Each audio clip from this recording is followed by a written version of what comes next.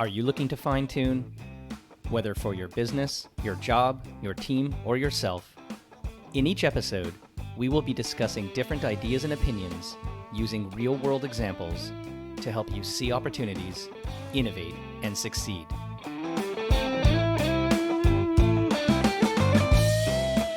Hi, it's Corby Fine, and welcome to Fine Tune. So I can remember for many, many years thinking about all of the things that we used to use and now don't use anymore. My grandparents were really great future tellers. They bought a Betamax. That should say it all. I literally remember going to their house, VHS, putting in tapes.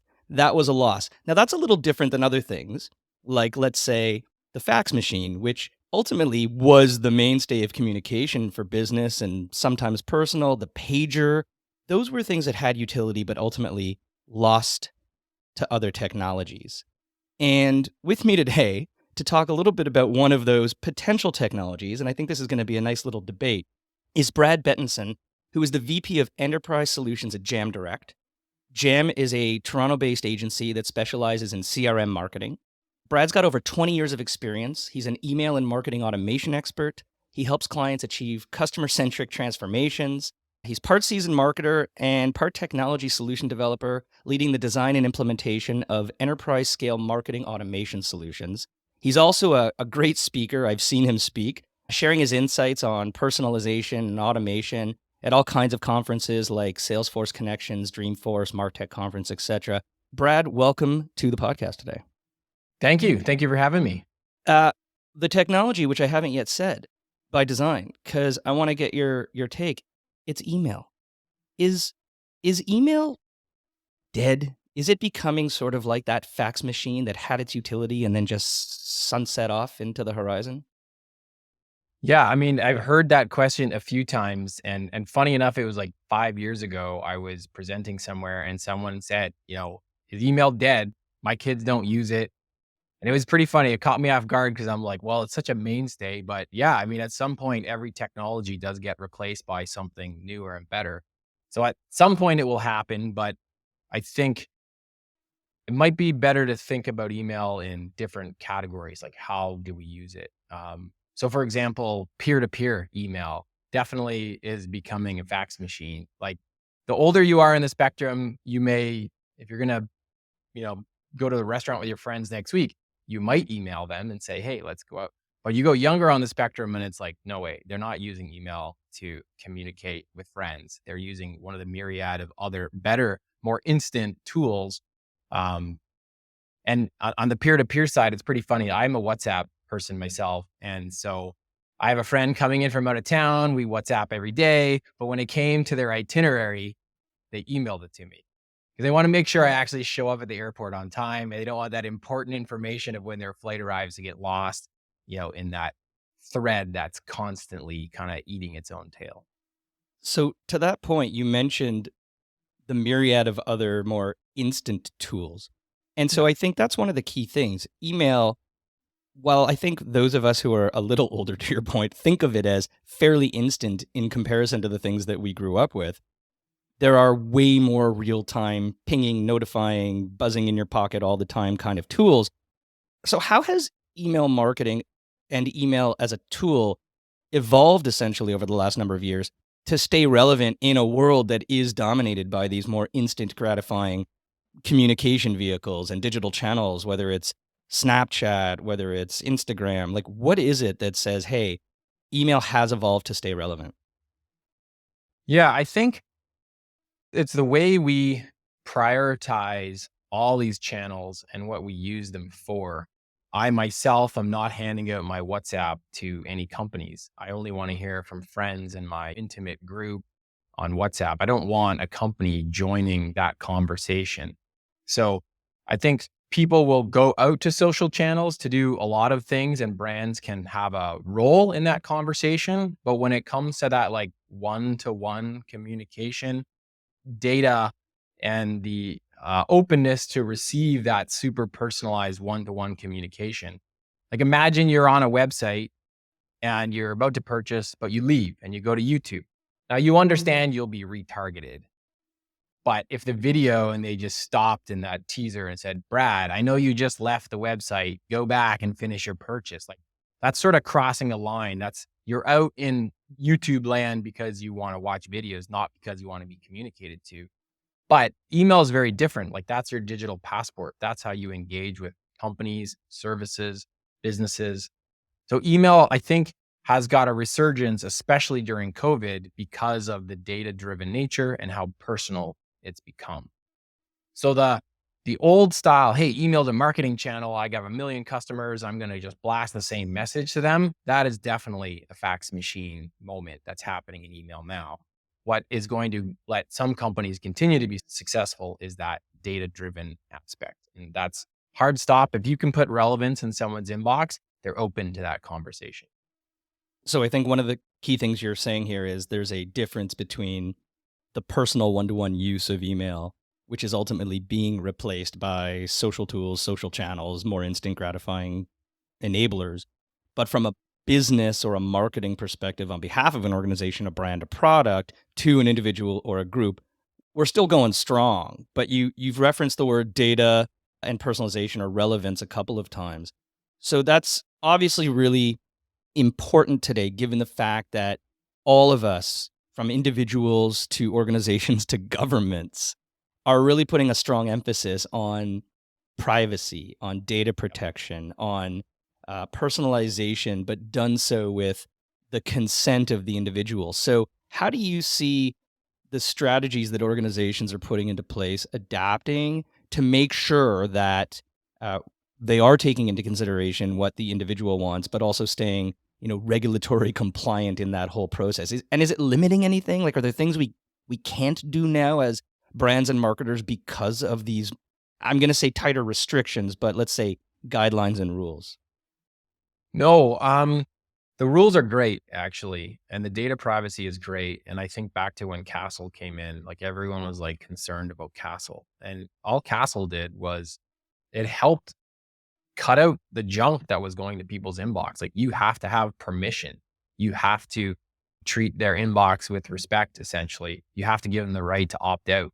And so those rules actually helped email as a channel continue to be relevant to the consumer. And so data privacy is big, but also phishing is a big concern. Like a few years ago, you'd get these laughable phishing emails like, oh, you forgot your password and you need to log in and give us all your details. But they're getting really sophisticated now. So we're helping our clients thread that needle of putting emails in front of customers that are clearly for that customer. They have enough personal identification information that they know, hey, this is for me. There's no way a phishing company could know this and this and this. But we're also not crossing that line, which, a few years back, you could put a ton of personal information in email. But now we're doing a better job of handing off to more secure channels. So email might start the conversation, but we'll quickly pass them to the mobile app that has a logged in state or the customer portal that has a logged in state. And that's the line we're staying ahead of phishing and being super relevant and making sure we hit that just for me mark is what we call it.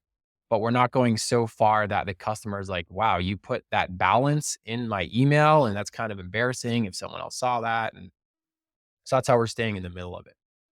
I always used to think that the sort of litmus test of too much would be if I was sitting on public transit and my phone was open and somebody was sitting behind me, would it be bad or detrimental or embarrassing, to your point, if someone actually saw something? So health Yeah. information or bank balances or things like that that you really don't want anyone else to see. Of course, limit it, don't put it in.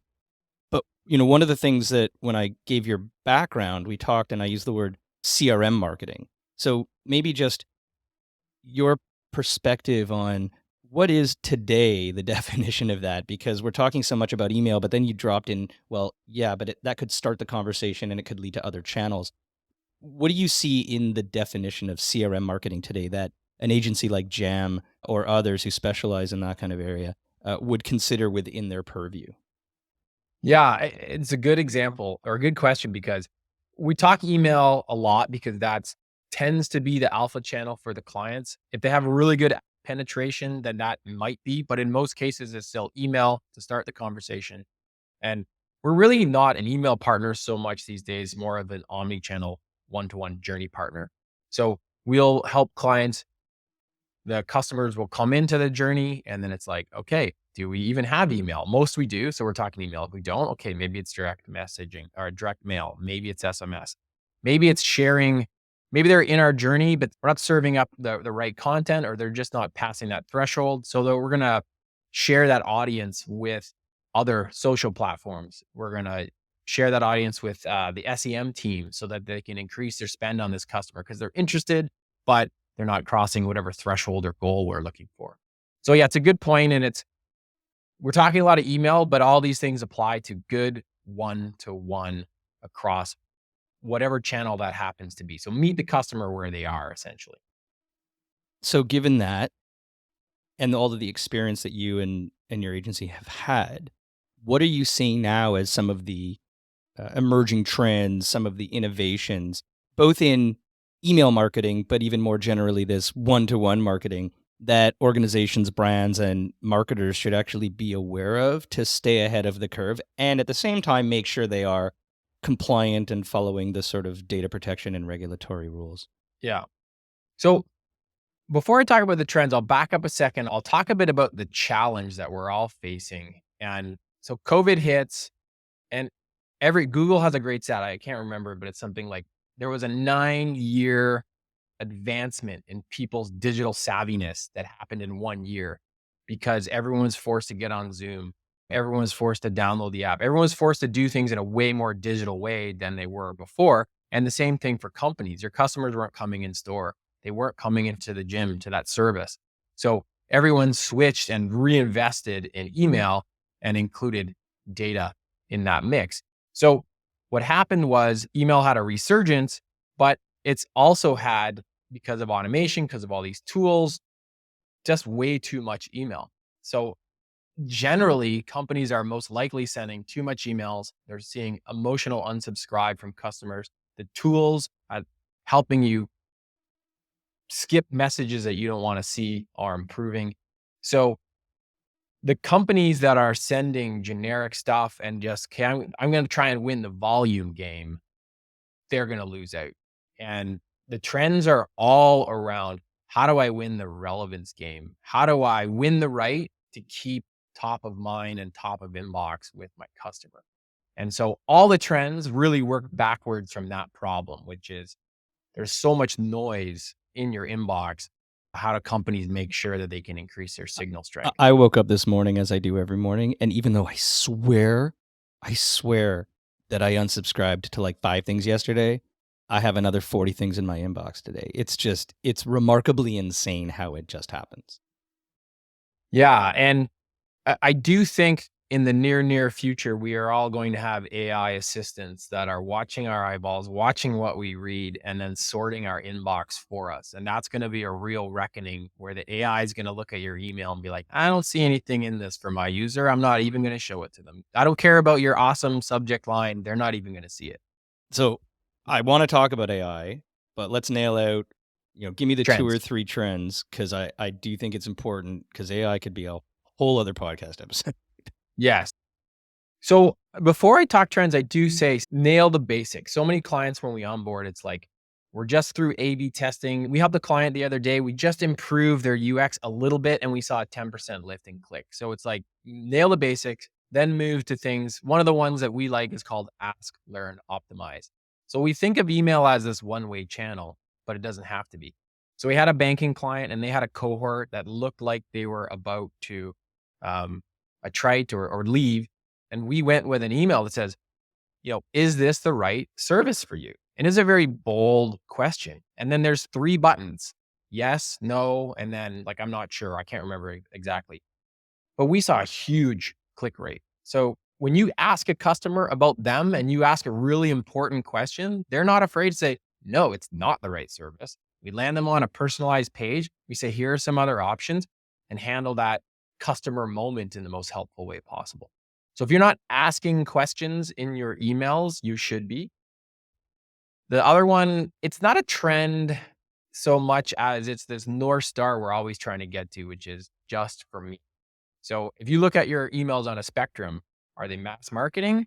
Or is it something that it was a send of a one? So when the customer receives that, they're like, oh, I got this because it's clearly for me. It's triggered off that data event. It says why I'm getting it. It's just super relevant. So look at your emails on that spectrum. And then again, not so much a trend, but really, I think having its moment in 2024 is the omni-channel orchestration we talked about earlier, where if you have your email team head down with their content calendar and they don't know what the social team's doing, they don't know what the DM team's doing, they don't know what the app team is doing, it's like, no, back up. Put them all in a room. Their content calendars should be one big content calendar. We actually learned that from Toyota. They do that really well. And it's not some big AI solution. It's a giant sheet with every agency partner putting in their content calendars, and we all work together as one big unit. And then the last one, which is an AI thing as well, but a lot of clients own these massive platforms that just keep adding tools to, but they can't keep up. So sometimes the trend is right under your nose. And one of my favorites is in Marketing Cloud, it's send time optimization. I think they had some issues with it when it launched, but it's really come into its own. And even we have clients with smaller audiences where instead of us as marketers going, oh, 4 o'clock's the best time to send, you give it to the AI. The AI looks at the last 6 months of data, and then it'll pick a personalized send time for each, or it'll crowdsource for the people that doesn't have enough data. So that's a bit of a trend, but also a note that you may have the next, you know, clawing forward a percent increase on your click-through rates. It may already be in the platform you have. So that's a leverage the technologies you've already invested in. And I think to your point, a lot of the large, we'll call it marketing cloud type platforms. And again, I know listeners here are going to say, well, there's Adobe, there's Salesforce, and we're going to have competitive battles of opinion of what's the best. But irrespective, I think what you're seeing is the large organizations have the money. The money's being spent on innovation. The innovation is obviously focusing on AI implementation into the platform. So I guess one is what you're saying. If it's already there, why don't you try it and use it? Because it's faster, better, cheaper than having to do it on your own. Yeah. But then what else are you seeing around? You mentioned it a couple of times. You talked about, AI monitoring and making sure that only the things that are most important are prioritized in your inbox. You talked about AI being used for send time optimization to make sure that you're getting emails at a time that you're going to be responsive to it. What else are you seeing around the potential impact of AI and machine learning in both email marketing, but also this journey design one-to-one marketing that goes in an omni-channel ecosystem? Yeah. I mean, AI is absolutely a game changer. There is no doubt about it. And, I'm at these conferences and everyone's sort of running around with imposter syndrome. Like, is everybody have AI everywhere and I'm behind the curve? I had lunch with a friend the other day. I'm going to steal their story. It's not mine, but they built a whole campaign with AI start to finish. And then they had the human team do it. And so they launched both 50-50 test split. Now, in the end, the human campaign performed better, but the AI campaign did not perform badly and it was a lot less expensive. So there's sort of two important levers. We want results, but we want efficiency. And, I would love to have seen a third group. I mean, obviously, time and resources are finite, but a third group that's using AI and humans, the best of both worlds, because I think that campaign would have performed the best and also had, those efficiencies mixed in. So that's the way, as an agency partner to our clients, we're looking at AI is sort of more, better, faster. And there are definitely some leaps ahead in terms of how AI manages data, how AI will help you find opportunities in your data. So I think that's a big one.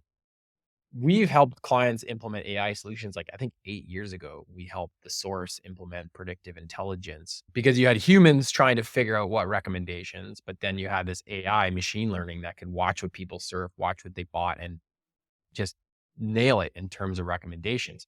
For Petco, for example, they were using Marketing Cloud's predictive intelligence or Einstein Product Recs, but it had a bit of a blind spot because AI can be a black box. And that's the point I'm trying to get to, which is black box AI can be difficult to work with.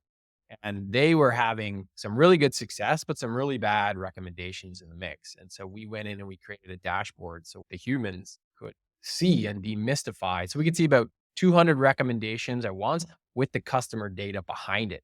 And then we saw 90% of the time is bang on. It's got all the data it needs, it's got in-store data. But this 10%, it wasn't an AI problem so much as a data problem. But it's like, hey, AI is going to have this blind spot. And that's where we would build in some controls and do some manual recos or have some fallback logic. So I think that's a really good metaphor for the future of how we're all using AI. AI is going to do more and more, but the humans in the hot seat are still required to apply that accountability, that oversight, and that, finesse to really bring it to the next level. Yeah, I think a lot of where people are starting with AI is on the more side as opposed to faster, and more begets its own issues, which is in a world where we're trying to create relevance, more stuff in theory means less relevance. And so whether it's legal and compliance, whether it's validating that it is the right message or the right product or the right recommendation, the human element still needs to be there. And I do think, though, over time, you will see more AI on the process enablement for speed as opposed to like let humans come up with ideation and creativity and maybe automate the process and the speed at which it gets to market through legal, through compliance, through reviews, through automated checkpoints between agency and client and creative director and whoever. But it is an interesting point that this black box AI, when developers of platforms don't even themselves fully understand how the outputs are coming out of the system, it's a little scary. But I think that's where the human intervention is still going to be required. Yeah. And I think we've all who are using AI have those odd moments where it hallucinates or it just comes up with some answer out of left field that would be a disastrous customer experience. So companies are faced with, I want the speed and efficiency of AI, but I need 100% in market accuracy. And I really do care about my customers and my long-term relationship. So we're kind of coming full circle to that, the beginning challenge of email, which is too much. There's too much in the inbox and AI is going to accelerate that problem. So I think the companies that can use AI to push customer centricity, to push that just for me emails on the spectrum. So as an example, part of our role with clients is we enable internal teams and we help them build what's called a playbook, which is better emails faster with 100% in market accuracy across enterprise organizations, which is easier said than done because they have so many teams and so many stakeholders. So we're looking at this from brief to analytics process, and we're seeing the value of AI at so many steps. But it's taking the people and the expertise that are in the steps that are owning it and empowering them to do more. And for us, more typically means more versions. We want more dynamic content. We want to get more personalized. So we're not going to say to our clients, oh, good news, you can now send 10 campaigns a day. We're going to say, good news, those 2.5 campaigns you send a week, we can now go wider. We can use AI to get more versions, more personalization, increase the relevance of what we're offering the customer so that we win the right to continue that conversation and get that next open. I'll close with something we've learned from Toyota, which is omotenashi. And that saying is treat a customer like a guest in your house. And the work we've been doing with Toyota, which we presented at Dreamforce, there's probably a video of it online somewhere, where instead of sending 7 campaigns a month, like each department sending their own campaign, we put them together into one larger campaign and made it super relevant. There's something like 6 million possible permutations that can come out of this. And they see a month after month increase in engagement because Toyota guarantees you will always get something of value in their emails. Like that's their promise. And by doing that for the past X number of years, they're not suffering from the same issues we see other companies suffering from, which is they're trying to win the volume game and Toyota's trying to win the relevance game. It's a good example. And Brad Bettinson, VP of Enterprise Solutions at Jam Direct, feeling like a guest in my house, I guess, through this. I do have to caveat, as I have the last few episodes, when we talk about AI, this podcast is 100% human generated. So trust me on that one. No AI in this. Brad, thanks for joining me today. I think there's some great tips and some great forecasts. And I think we can both agree that email is not a fax machine and it's just part of a omni-channel, multi-point, multi-touch, personalized, soon to be AI enabled and enhanced communications channel. That's the best way Absolutely. to put it. Thank you for having me. Thank you. Take care.